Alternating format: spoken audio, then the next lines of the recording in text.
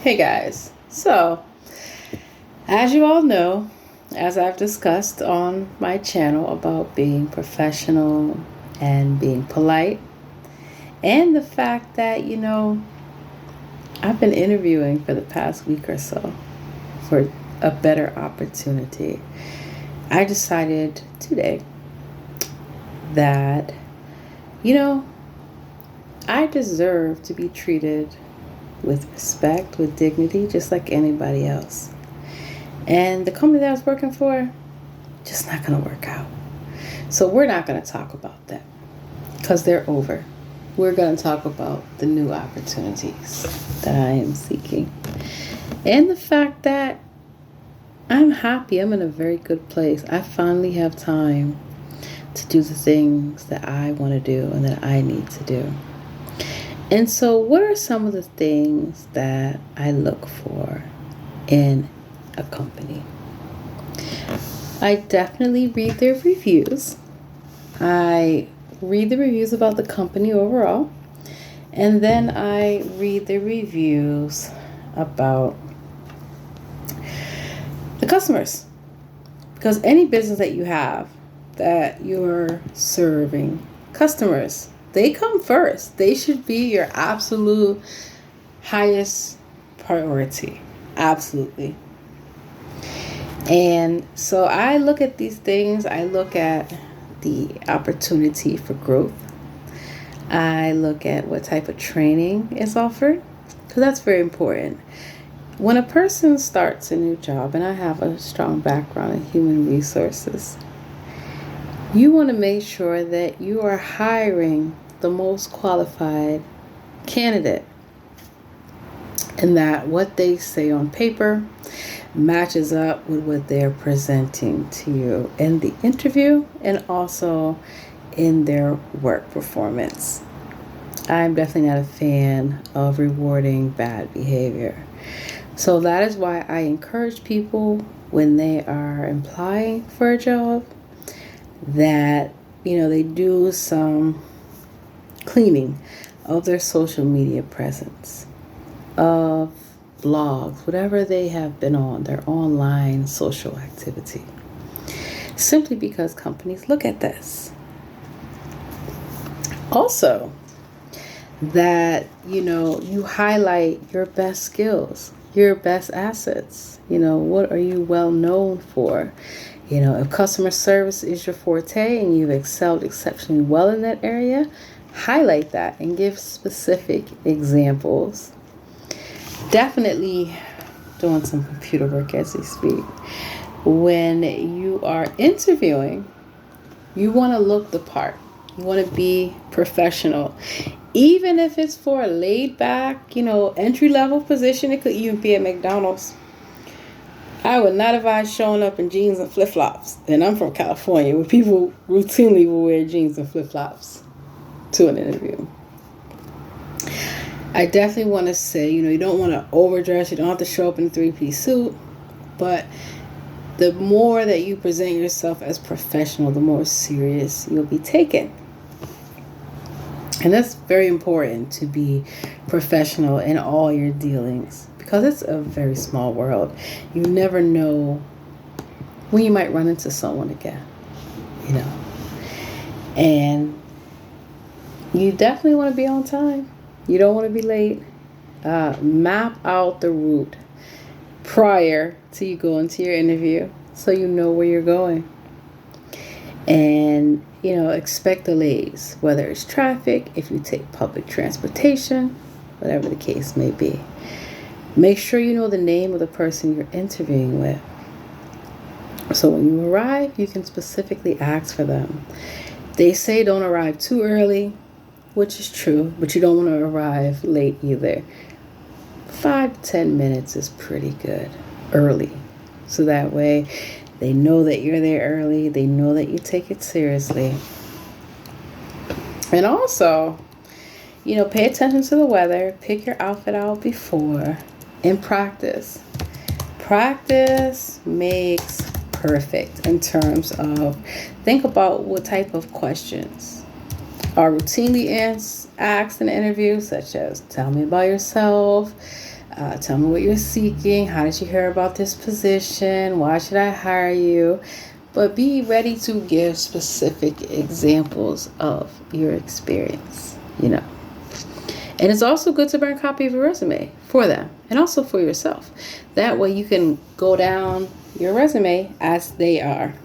And it's really good if you do your research about the company.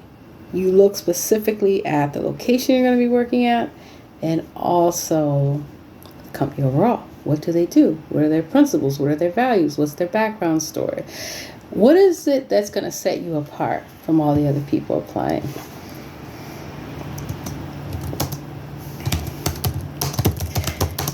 And also, it doesn't hurt to ask them questions.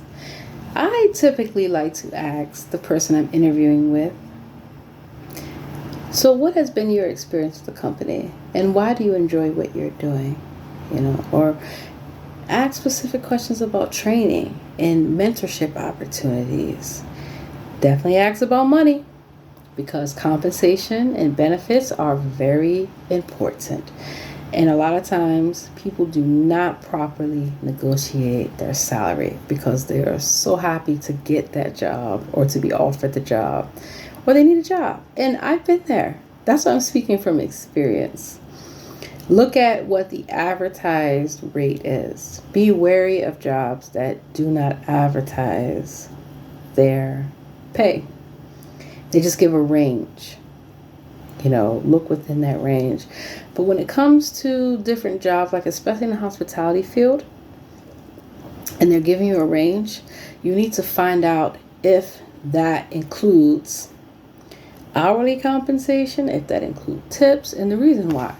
There's nothing worse than going to an interview and then finding out that the pay was not really what they advertised or what you expected. So when you see up to, if they say $17 to $20, that's the range, the high and the low. But if you see something that says up to 21, that's not guaranteed. That normally can involve tips. And if you do accept tips, ask what type of tips. You definitely want to work for a company where you're able to receive cash and credit card tips. I actually had the unpleasant experience of working for a company that only accepted cash tips. However, they did not accept cash as payment. So it was very confusing to the customer if you're not accepting cash and you want them to tip in cash. If a person's paying with a card, they would theoretically expect to tip you with the card. And I had customers say to me all the time, "Where's the button to tip you?" And I'm like, "I do apologize, there's not one. But we do accept cash." Or they would say, "Unfortunately, we do not accept cash. However, we accept cash tips." And then if those tips have to be shared, you have to make sure you get your fair share. I have worked at a number of places where that did not happen. You would always sometimes have someone who would just feel like, "I'm going to take all the tips." And depending on what the policy is, for example, usually a bartender would only have to share their tips with a bar back. Usually a server would only have to share, I guess, maybe their alcohol order tips, but their tips are their tips. We have some places where everybody shares regardless. And so that may not be what works for you. I know it doesn't work for me because you have some people who will benefit off the back of others who are working very hard and they did not very much effort. And they're just going to get a portion of your tips. Usually when I work with a place, I like the person who's assigned to their station to keep their tips. For example, if there's a barista or baristas, whatever tips they get at the bar, I like them to keep that. If there's somebody, so you have a cafe area, servers, things like that, they should be able to keep their own tips, and find out definitely if management is entitled to your tips, because I've worked places where I've heard horror stories of people saying the managers were taking all their tips or not giving them their tips. I'll share an interesting experience. I had applied for a job at a very nice bistro in a very well-to-do area. And I saw that the pay rate said $7 an hour. And normally the type of pay for this position is about 15 to 17. A little bit higher usually, but I was like, it's gotta be a typo. I'm gonna go to the interview just to find out.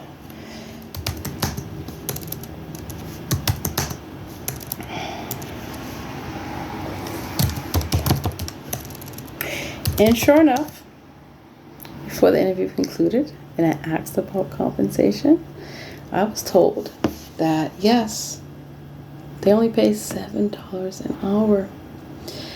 They pay $12.50 an hour during the training, but after that it's only $7 an hour. And you have to split tips. And you get tipped out twice a week between the cash and the electronic. I'm not too sure if I would trust a company that's only paying you $7 an hour to fully give you your tips. So I definitely declined that opportunity. There was another company that said up to $18 an hour, right?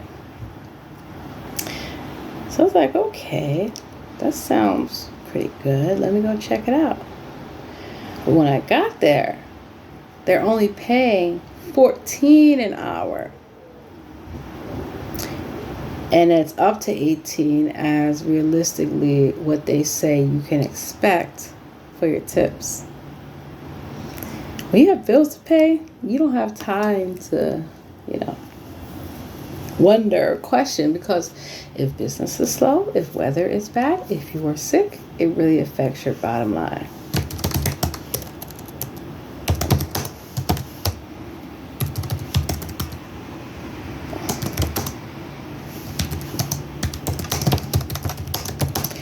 Just typing this up real quick.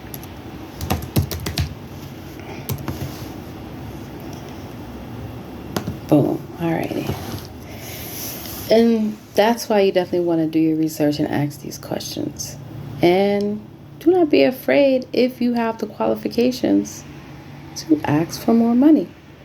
Yes, I have seen people do it. It's a regular thing to negotiate your compensation. The worst that they can say is no. And you can phrase it in a way such as, I understand that the position is advertised for $25 an hour. However, with my experience in XYZ, and here's what I'd be bringing, I really would like to know if your company could offer me $26 or $27 an hour. Doesn't hurt. You never know. They could say yes. I've done it and I've gotten more money because I asked for it and I knew that I was worth it. And I even have the company say, okay, we'll look into it. Now, it doesn't guarantee. And some people feel like we shouldn't ask about money during the interview. You absolutely should, because you don't want any surprises. When I was younger, I would just take a job and not even really care about the money, just be happy to work. As I got older, I definitely realized, especially having to pay bills, that this is a non-starter. You have to ask about compensation. You have to make sure that you're clear. Also, take notes. You want to always be able to refer back to anything that you were told. For example, I was told when I worked many years ago at the National Institutes of Health, by the way, that I was going to be paid XYZ. However, when I went for the onboarding, what it said on paper did not match the verbal offer. Obviously, there's a difference between a verbal offer and a written offer. So you always want to try to have something in writing to state what the actual position is that you'd be doing and what your compensation is. And so I was able to find a way for them to go back and readjust my salary based off what they had told me. And it's a good thing I knew who I spoke to. I knew who had quoted me the information, and they even gave me additional perks to keep me. If a company values you, and they should, they will do what is necessary within their means to keep you. When you see bad reviews about a company, you need to use the gift of discernment to make sure that it's not just a personal bias or disgruntled employee.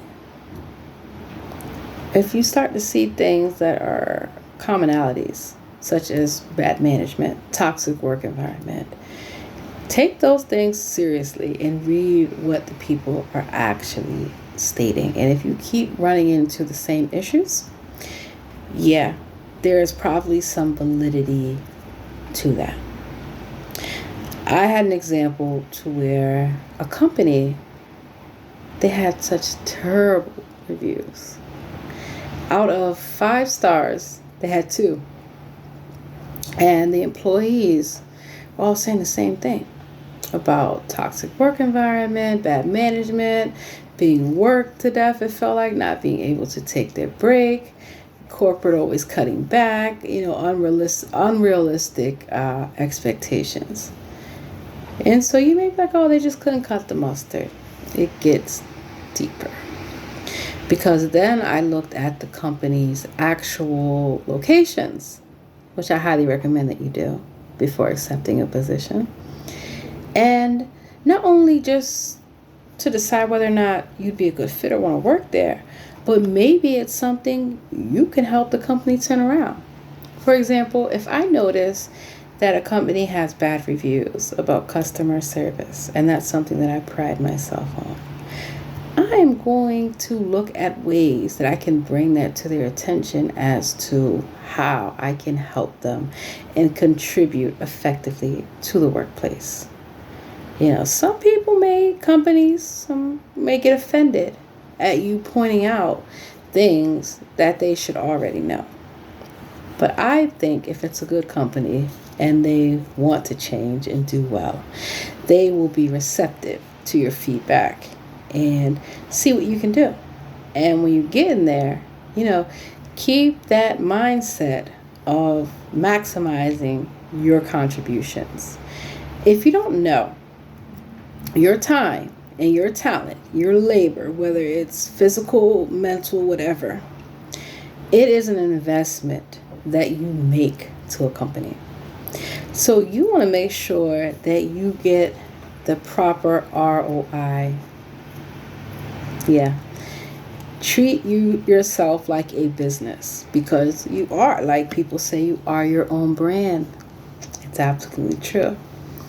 And if a company is not willing to see that and value that and appreciate that, you may need to sit down and have a discussion as to how things can change. I'm a firm believer in, I don't just walk out the door. I don't just run off if something doesn't go well. I try to see how to find common ground and how you can move forward. You have to be realistic. If it's just not going to happen, then you need to seek a better opportunity. One piece of advice that I'll give you: do not take it out on the customers, your coworkers, or even the company. And it's very hard, I know. Especially if you feel that you're not being appreciated or treated unfairly. It's better to leave on a high note and look at what it is that you're not getting from that opportunity to make your next opportunity even better. Because there's always something out there, And don't think that money is the driving factor, because I have left high-paying, powerful positions. I had an expense card, my own car, could work from home, travel, all that. But I did not like the fact that they were not flexible. I did not like the fact that they didn't offer a lot of benefits. And even the healthcare is a little sketchy. So you have to consider these things, And then, on the other hand, I've had great experiences with companies. I can remember my very first district manager and the store manager and how I was promoted. I remember being 17 in high school and I got promoted to a co-assistant manager because I worked hard. I had a great attendance record, never late, never called out. And that's hard to do. Fortunately, I just wasn't sick. And stellar customer service and sales, had the highest sales. And I was always willing to be proactive and bring things to management's attention to say, hey, I noticed this worked, or hey, I noticed that worked. And also, find out about training, because training is very important. You never want to feel like you are set up to fail. And you never want to be ever faced with somebody trying to give you disciplinary action for something they didn't train you on and they didn't tell you that you needed to do. And that happens a lot, in a lot of jobs where it falls through the cracks. People don't get the appropriate training. I know recently that has happened, the company that I used to work for. And that's part of the reason why I left. Because I noticed that the training that was supposed to have been given to me was not. I was working and supervising people who had not been fully trained, and it's disheartening because it really does a disservice to the entire company. And the customer is the one who has to deal, with the fallout, so to speak. Listen to your customers. That's what I always tell companies, Listen to what your customers are saying.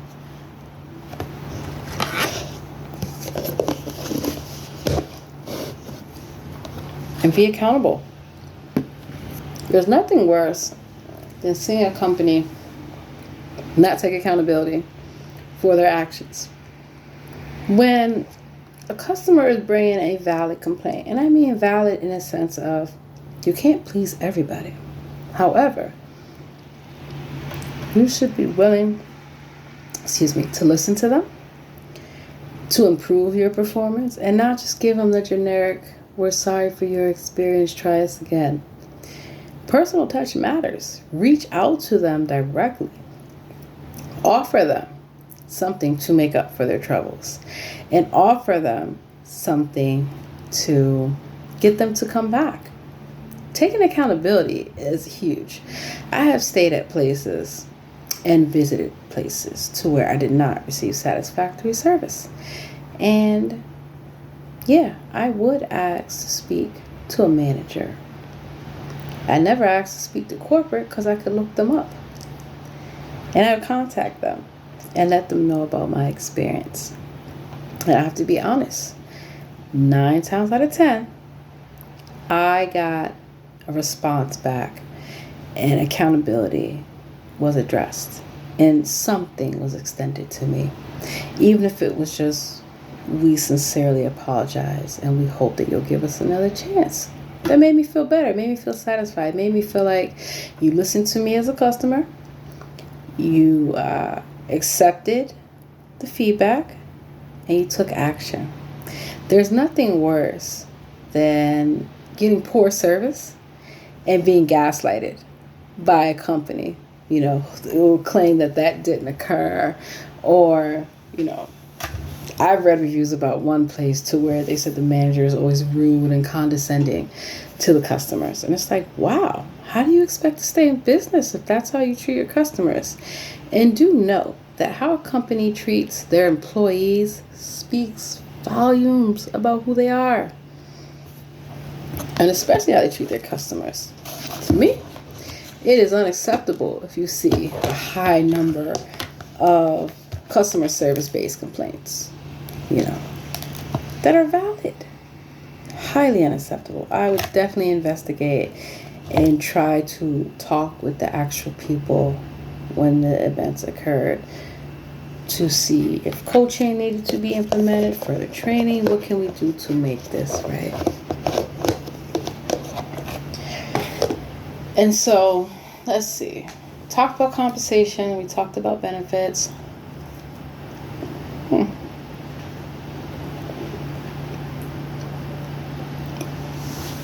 Also consider your commute. If you're going to be spending a lot of time in traffic, you may want to consider thinking about the cost of traveling, commuting to and from work. For me, I found that I was having to spend money on Uber and Lyft at a previous job because their hours were very early. And where I live at, public transportation is not that early. And I choose not to have a car. I've had cars before, many cars. I don't want a car note. I don't want to pay insurance. I don't want to pay for gas. I don't want to pay for maintenance. I don't want to sit in traffic. Then have to pay for parking. Then if something happens to your car or it breaks down, oh my goodness, that's a bigger expense. But I had kind of decided, like, wow, sometimes I'm spending $20 to $30 just to get to work. So you have to make sure that it's worth it. For some companies that I've done that for, it was definitely worth it because what I was getting paid and how I was being treated, perfect. I didn't mind. Definitely recommend that you seek a company that's going to be flexible with your schedule. And that in turn means that you need to be honest about your availability. If you know there are certain days that you're not going to be able to work, be upfront. Put your request in on time. And when I mean on time, I don't mean the day before you want to take off, go on spring break. Give the company enough time so that way things can be covered. And then also, some advice that I shared with companies is to make sure that they are being flexible to employees. Having employees cross-trained in your organization means if somebody calls out or has to miss work, you're able to fill that void, whether it's you personally or somebody else in that organization. I remember working for companies, especially in the government, there would only be like one or two people that knew how to do a specific function. So that definitely meant that, things got a little hectic if they were not there. You definitely want to have your work-life balance. If you're a student, because I've worked with a lot of students. I used to work at George Mason University, and I loved it. Some of the workers there, it was their very first job, and you could tell. So I would definitely help them out and give them career advice that would not only impact the job that they were doing, but a job that they would do in the future. And, I told them that time management is key, showing up on time, being reliable. These are things that help you not only at work, but in school. And it's funny because to this day, I still get emails from a lot of my former employees or colleagues saying, I really appreciate you sharing that with me. And I had people that did the same with me. In my career, I had a lot of mentors. I had a lot of great managers who invested in me, who supported me, gave me the proper training and resources, and they were not afraid to let me learn. There's nothing worse than being in an environment where somebody is intimidated by you in terms of how you perform. I was even told that to my face in the Coast Guard. The guy was like, "You're going to be taking my job soon." And I'm like, actually, I don't want your job. I aim a little bit higher. That's the reality of it. So, I've had a number of offers. I still haven't decided which one I'm going to fully accept. I have conditionally accepted one offer. I'll start next week. But I still have a few more interviews lined up. And I was honest with the company about that and why I wanted to make a change in my career. And obviously, I don't focus on the negative. I look at the positive about what I wanted, and I had to be realistic with myself in terms of what do I want. Once I saw that my efforts were totally going unappreciated, that I was being treated like a workhorse. I was staying late, working off the clock, working through my break. I was like, this is too much, especially if it's not being appreciated. I've had companies where if they notice that, they've given me time off, paid time off, So I enjoyed that aspect. But I've learned that I'm not willing to go above and beyond if it's not going to be reciprocated. When you first get in a company, you want to do well, you want to stand out. So you're willing to work those long hours, those long shifts, back-to-back shifts, overtime, stay late, cover people's shifts. Remember that you have a life, you have a family, you have obligations, and don't make life your only priority. I've worked with people like that. Their whole life was work. So when they no longer work somewhere, they had no idea what to do with themselves. And you don't want to be like that. You definitely want to feel it's okay to take time off. I know people have been working jobs that never take a vacation. Don't be like that. You deserve a vacation. Take that time for yourself. Absolutely. The company will survive. And then I've had companies that will literally, on my day off, call me, text me, can you come to work? And I would always say yes. I learned how to say no. I do apologize, but I already have plans. And that's okay. It shouldn't be held against you. So I'm looking forward to either starting my new opportunity with this company next week or maybe taking on something different. We will see. But I just wanted to share my experience with you because I had the best day ever today.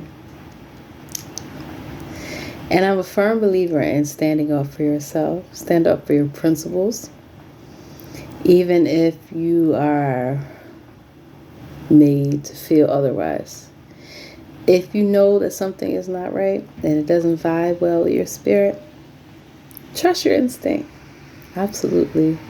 I'll tell you, the best thing that ever happened to me was when I told a company that if you do not like the recommendations that I'm making about the changes that need to occur, specifically about how I am treated in this workplace, give me my termination in writing, because I do not need the stress or the aggravation. I can find a better job. And I did. I always do. And it felt good to stand up for myself because the company was completely taking advantage of my kindness and my goodwill. And, well, I don't think they're going to be around much longer. It's funny because some companies that I've told that to, I check back on them and their doors are closed. Their customers are gone. Their employees will not work with them because of how they're treated. So this is just a message to companies, especially human resources. Do your job. People are not doing their job. You need to find out and investigate why. That is your job. And, to CEOs, listen to your employees, because without them, just like your customers, you wouldn't be in business. Have a great day.